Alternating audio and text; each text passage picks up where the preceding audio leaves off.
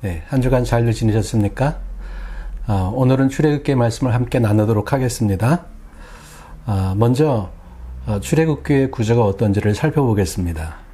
출애굽기는 크게 세 부분으로 나눌 수가 있습니다. 첫 번째는 출애굽기 1장부터 18장까지를 출애굽 사건, 구원 사건으로 우리가 나눌 수 있겠고요. 두 번째는 출애굽기 19장부터 24장까지 시내산 언약으로 보면 되겠습니다.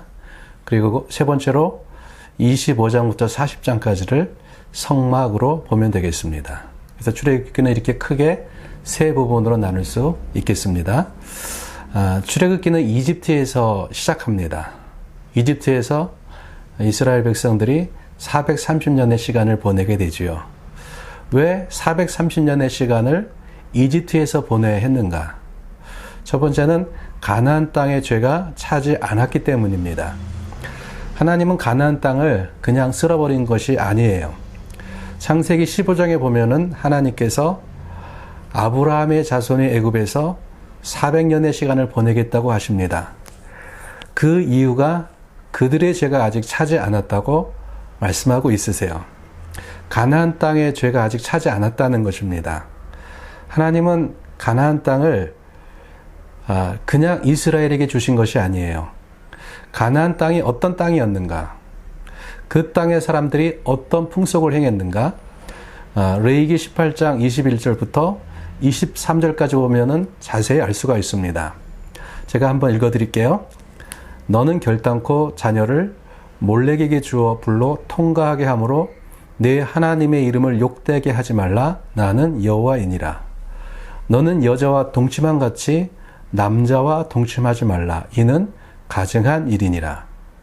너는 짐승과 교합하여 자기를 더럽히지 말며 여자는 짐승 앞에 서서 그것과 교접하지 말라. 이는 문란한 일이니라. 지금부터 약 100년 전에 이스라엘에서 게셀이라는 아주 오래된 도시를 발견하게 됐습니다. 그런데 돌로 만들어진 제단 옆에서 어린 아이들의 뼈가 발견되었어요. 어린 아이를 제물로 드리고 있었던 것입니다. 자녀를 몰렉에게 주어 불 가운데로 통과하지 말라고 말씀하세요. 몰렉신 제사는 청동상으로 만든 몰렉신이 손을 내밀고 있습니다. 손 밑에는 불을 피워 놓았어요. 아기를 이렇게 불이 피워져서 뜨거워진 몰렉신의 손 위에 올려놓습니다. 이렇게 인신 제사를 드리는 것입니다. 이것이 가나안 땅에서 드려지는 몰렉신 제사였어요. 당시 가나안 땅 서쪽에는 이집트가 있었습니다.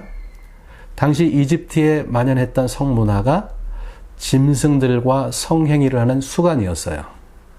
이스라엘의 동쪽에는 바벨론이 있는 메소포타미아 지역입니다. 이 지역에서는 동성끼리 성행위를 하는 동성애가 발달했어요. 그런데 레위기는 가나안 땅에 대해서 이렇게 얘기를 하고 있어요. 레위기 18장 27절에 보면은요, 너희가 전에 있던 그 땅 주민이 그 모든 가증한 일을 행하였고 그 땅도 더러워졌느니라. 가나안 땅 주민은 인신제사, 수간, 동성애, 이 모든 가증한 일을 행했다고 말씀하고 있으세요. 그래서 그 땅이 더러워졌습니다. 가나안 땅의 전쟁은 그들의 죄에 대한 심판이에요. 마치 홍수로 이 땅의 죄를 심판하듯이 하나님께서 이스라엘을 가나안 땅에 들여보내서 그 땅을 심판하신 것입니다. 두 번째로 애굽에서의 시간은 하나님이 약속하신 민족을 만드는 시간이었습니다. 하나님께서 아브라함에게 세 가지를 언약하셨다고 말씀하셨어요. 무엇이었나요? 민족, 땅, 복을 약속하셨어요. 이스라엘의 애굽에서의 시간은 민족을 만드는 시간이었습니다. 그리고 민족이 만들어졌을 때 드디어 하나님께서 애굽 땅에서 출발하게 하셨습니다.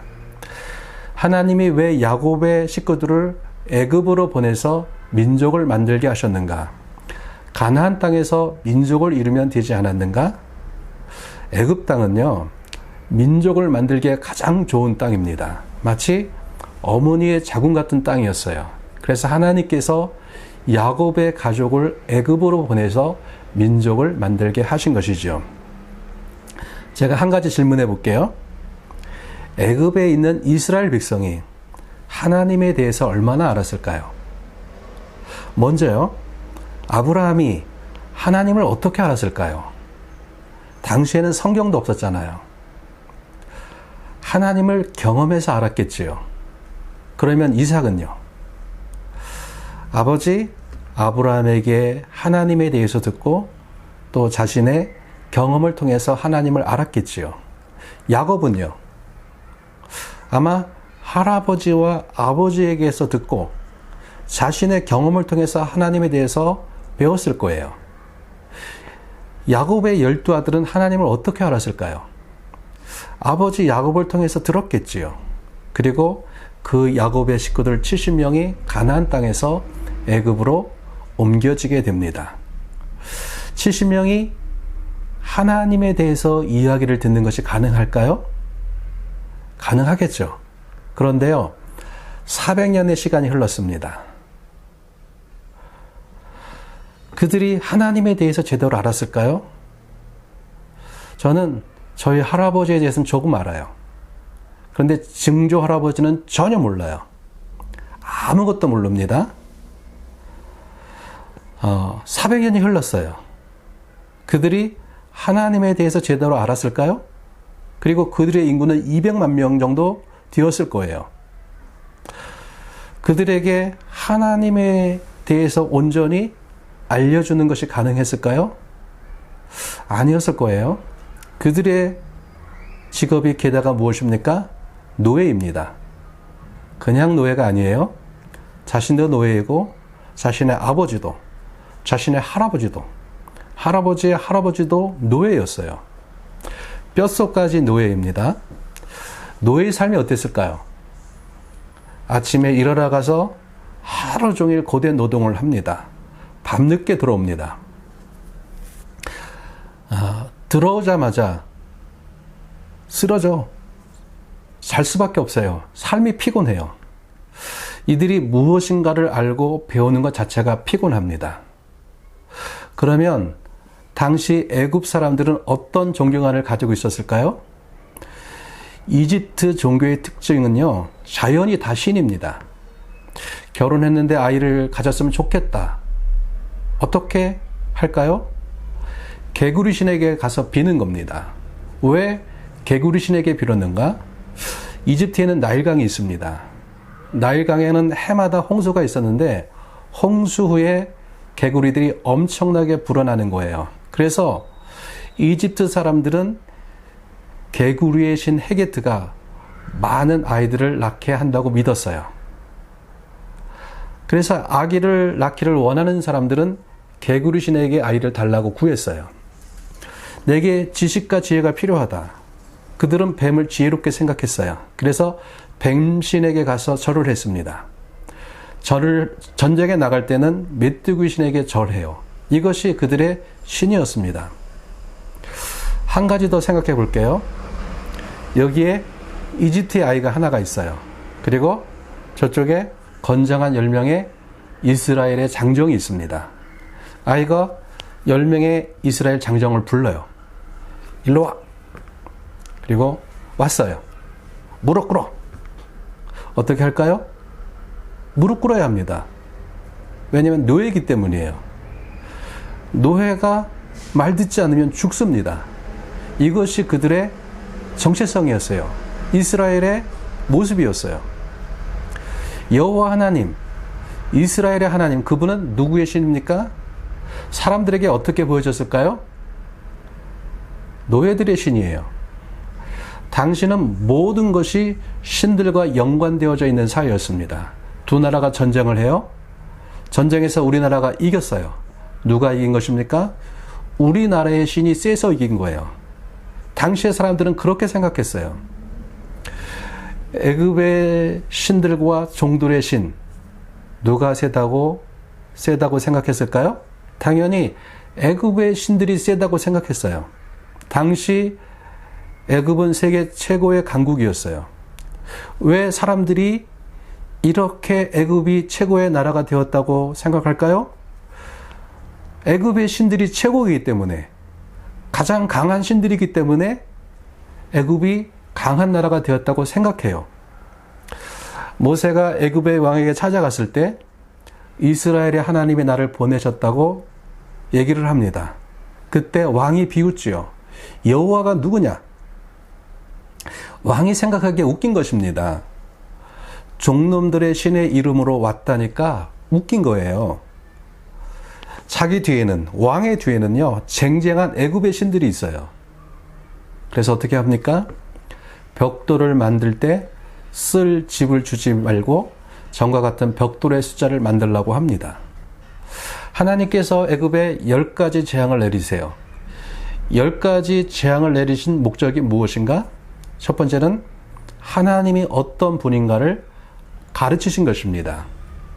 하나님을 알지 못하는 바로와 이집트 사람들에 대한 하나님의 대답의 10가지 재앙이에요. 나 이런 하나님이다. 하나님을 잘 모르는 이스라엘 백성에게 가르치는 것입니다. 나 이런 하나님이야. 너희가 믿고 신뢰할 수 있는 하나님이야. 너희를 충분히 지켜줄 수 있는 하나님이야. 이것을 가르쳐 주시고 있는 것이죠. 두 번째는 애굽을 최고의 나라가 되게 했다고 생각하는 애굽의 신들을 박살내신 사건이에요. 출애굽기 12장 12절에 이렇게 말씀하고 있어요. 내가 그 밤에 애굽 땅에 두루다니며 사람이나 짐승을 막론하고 애굽 땅에 있는 모든 처음 난 것을 다 합치고 애굽의 모든 신을 내가 심판하리라. 나는 여호와라. 10가지 재앙이 표면적으로는 이집트인과 가축, 그 땅과 자연에 대한 재앙으로 보이지만 이것은 이집트의 모든 신을 심판하신 사건이라고 말씀하고 있으세요. 첫 번째 재앙이 어떤 재앙입니까? 나일강의 물이 피로 변합니다. 이집트 사람들은요, 이집트의 번영을 나일강의 선물이라고 생각했어요. 매년 여름이 되면은 나일강에 홍수가 일어나요.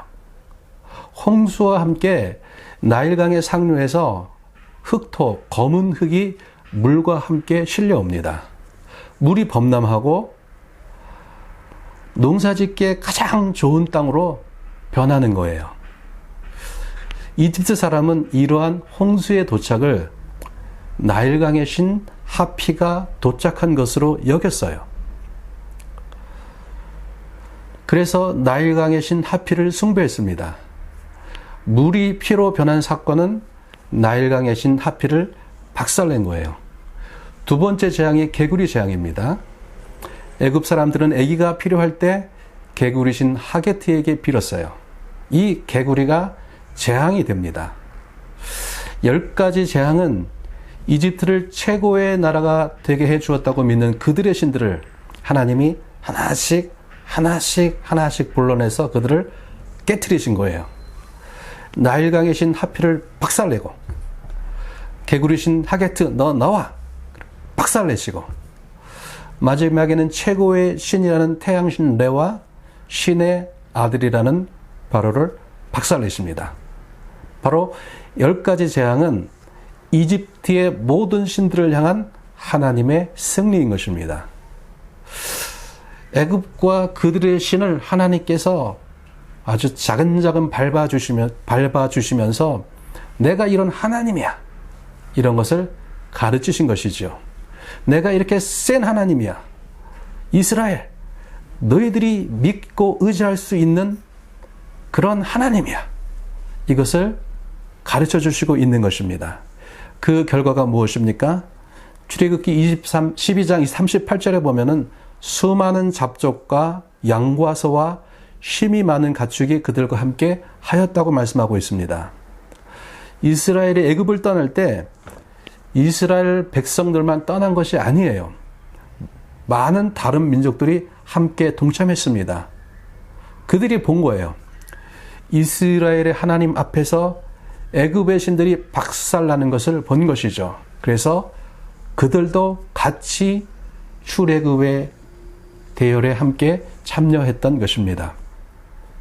이스라엘이 출애굽한 후에 이집트의 군대가 쫓아옵니다.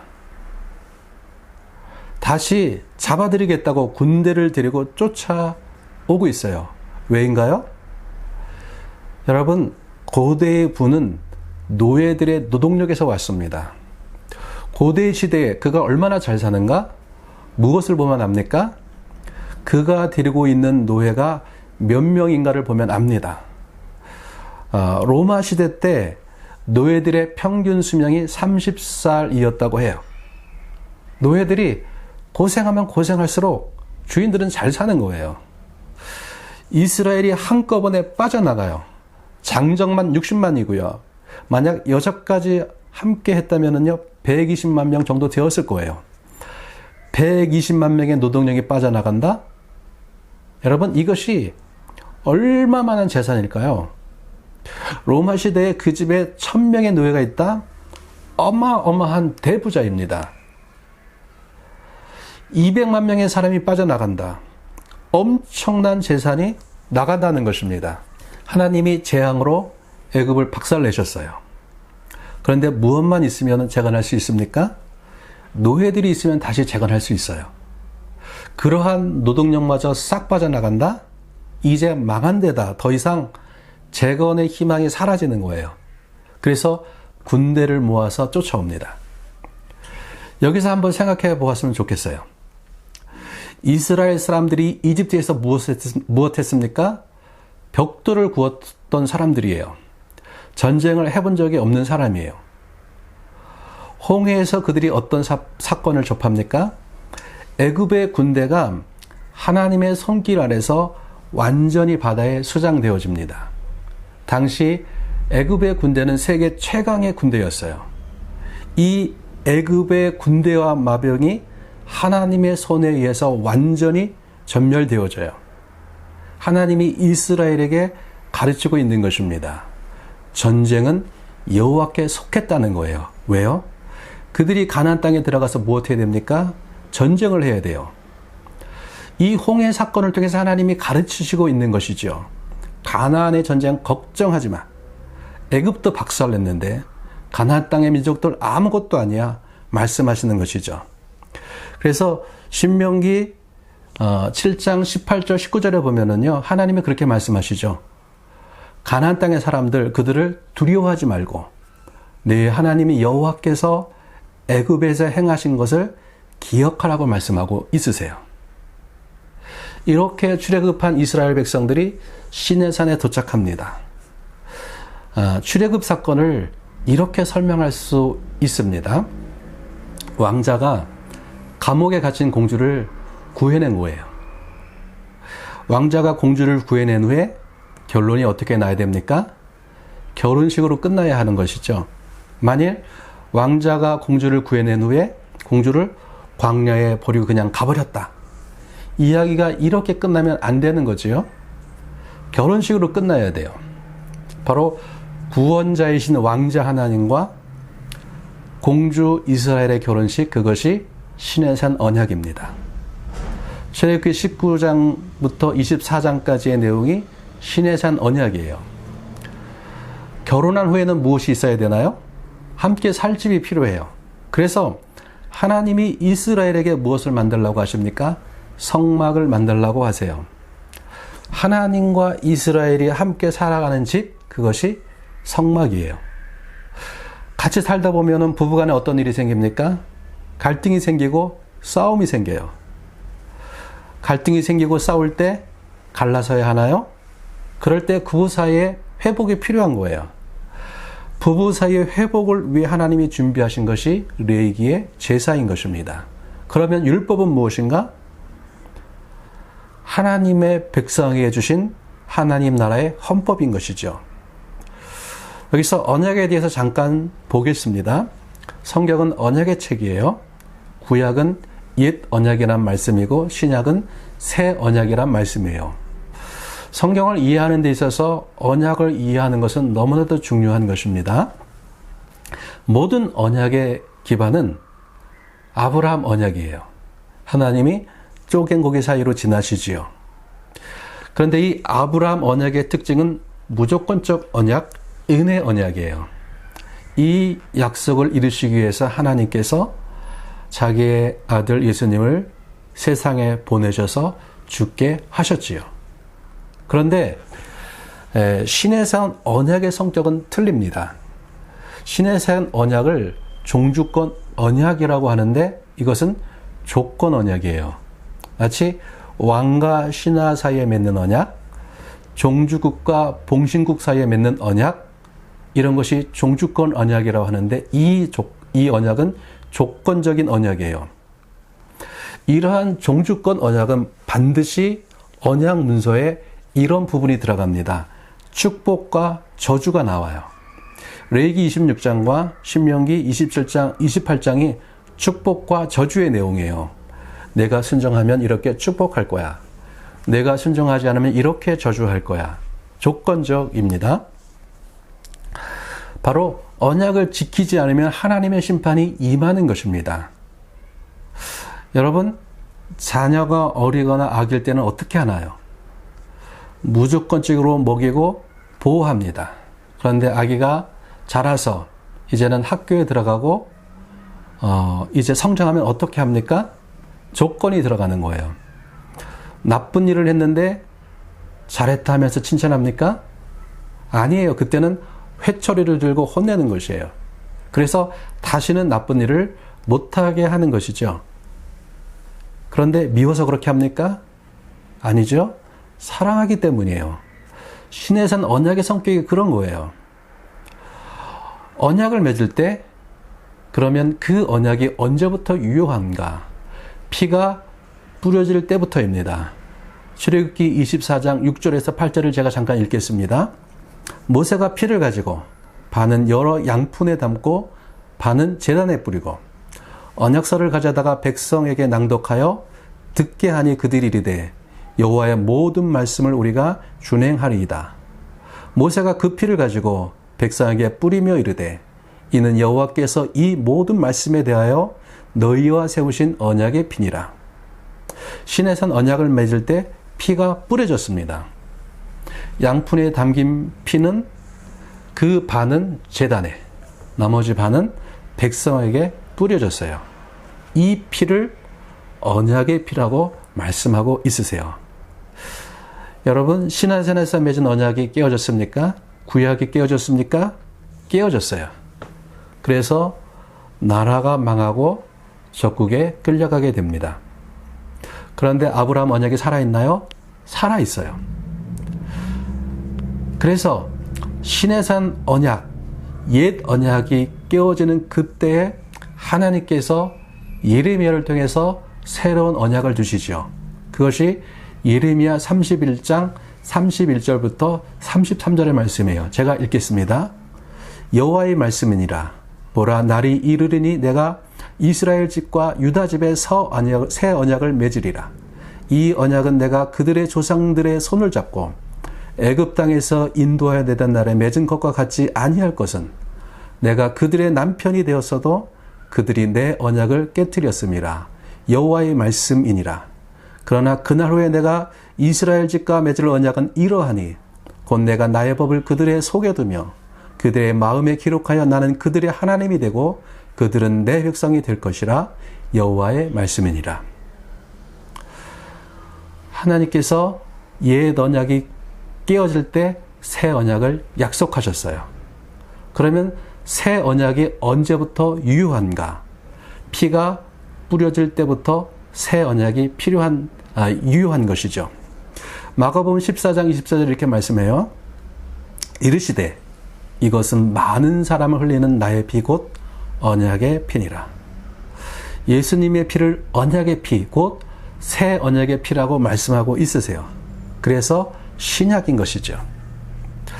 예수님께서 십자가에 죽으시고 부활하신 후 오순절에 성령이 오셨습니다. 성령이 바로 우리와 함께 하시면서 하나님의 법을 지킬 수 있는 힘을 주시겠다고 약속하시는 것이죠. 25장부터 40장까지는 성막에 대한 내용입니다. 여러분, 성막의 핵심은 임마누엘, 우리와 함께 하시는 하나님이세요. 우리가 성막을 보면은요, 하나님의 마음을 알 수가 있습니다. 성막에 대해서 기록하고 있는 것이 출애굽기 25장부터 40장까지예요. 16장을 쓰고 있는 것을 보게 됩니다. 여러분, 참 놀라워요. 천막 하나 짓는데 성경 16장을 사용하고 있어요. 로마서가 16장이에요. 고린도전서가 16장이에요. 16장이면은 작은 성경이 아닙니다. 그런데 성경 16장을요, 천막 하나 짓는데 할애하고 있는 것을 보게 돼요. 성막을 지을 때요, 얼마나 자세하게 성막의 식양과 짓는 수치들을 기록하고 있는지 몰라요. 하나님이 아주 구체적으로 지시하고 있는 것을 보게 됩니다. 이것은 하나님이 성막에 대해서 얼마나 깊은 관심을 갖고 계시는지 하나님의 마음을 볼 수가 있는 것이죠. 왜요? 하나님이 왜 출애굽을 시켰습니까? 함께 하기 위해서요. 하나님이 이스라엘과 함께 살기 위해서 만들게 하신 것이 성막이죠. 임마누엘입니다. 우리는 우리와 함께 하기를 원하시는 하나님의 마음을 성막을 통해서 보아야만 합니다. 여러분, 출애굽기를 통독하실 때인데, 성막을 읽으실 때 우리와 함께 하기를 원하시는 이러한 하나님의 마음을 보시기를 축복합니다. 감사합니다.